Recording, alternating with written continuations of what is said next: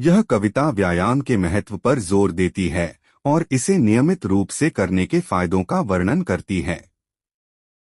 पहला चरण, व्यायाम आरोग्यदायी मित्र।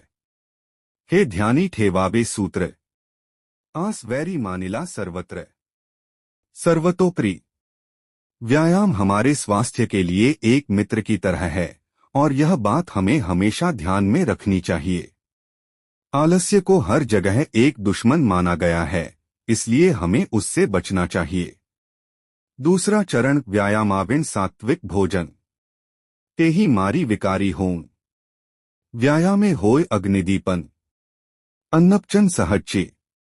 यदि हम बिना व्यायाम के शुद्ध और सात्विक भोजन करते हैं तो वह भी शरीर के लिए हानिकारक हो सकता है। व्यायाम पाचन अग्नि को जागृत करता है, जिससे भोजन का पाचन सरलता से होता है।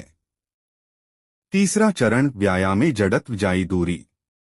व्यायामे अंगी राहे तरतरी। रक्त व्यवस्था उत्तम शरीरी। वाढ़े विचारी सजीवपण।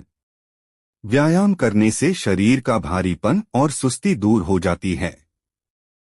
इससे शरीर में स्फूर्ति और फुर्ती बनी रहती है।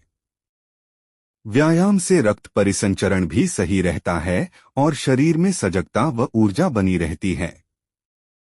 चौथा चरण, व्यायामाने सशक्त स्नायु। व्यायामे मानव होय दीर्घायु। व्यायामहीना पित्त कफ वायु। जर्जर करिति अत्यंत। व्यायाम से मांसपेशियां मजबूत होती हैं और इससे व्यक्ति का जीवन लंबा होता है। यदि व्यक्ति व्यायाम नहीं करता तो शरीर में पित्त, कफ और वायु का असंतुलन हो जाता है, जो शरीर को कमजोर कर देता है। पांचवा चरण, व्यायामे वाढ़े प्रतिकार शक्ति। स्वावलंबनाची प्रवृत्ति। व्यायामे अंगी वाढ़े स्फूर्ति। कार्य करण्याची। व्यायाम से शरीर की प्रतिरोधक शक्ति बढ़ती है और आत्मनिर्भरता की भावना विकसित होती है। यह शरीर में ऊर्जा और फुर्ती लाता है, जिससे हम आसानी से अपने कार्य कर सकते हैं।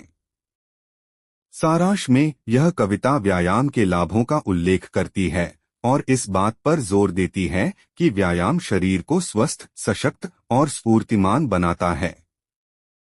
इसके बिना शरीर में कई विकार उत्पन्न हो सकते हैं।